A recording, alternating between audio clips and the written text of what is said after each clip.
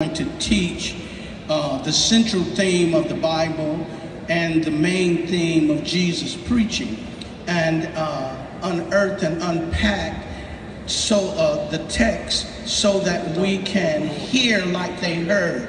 And that's so important because I'm going to show and teach the results of broaching and approaching a text to make sure that you are critically reading out of the text, which is an exegesis, versus reading into a text, and teaching how you sniff a text until you smell it.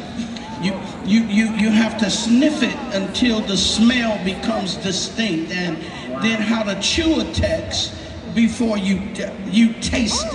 You know, so you can distinguish what's happening in the biblical context. And Jesus' ministry took place during Second Temple Judaism, and he talked about the kingdom of God.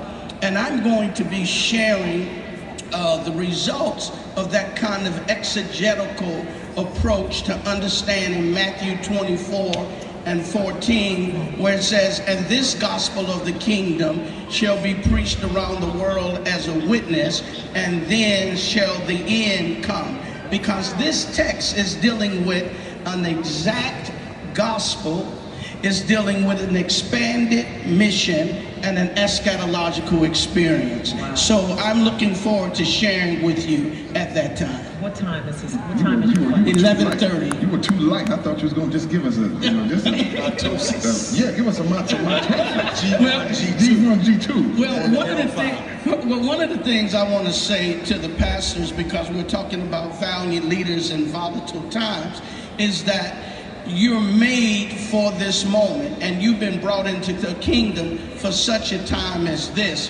And when I say you're made for this moment, I'm pulling from the text in Genesis 2:7, where it says, "Vayashir Yahweh Elohim Ethafar Hamin Adamah," which says, "And God formed man from the dust of the earth." That word Yatsir means to form with something in mind, never to change.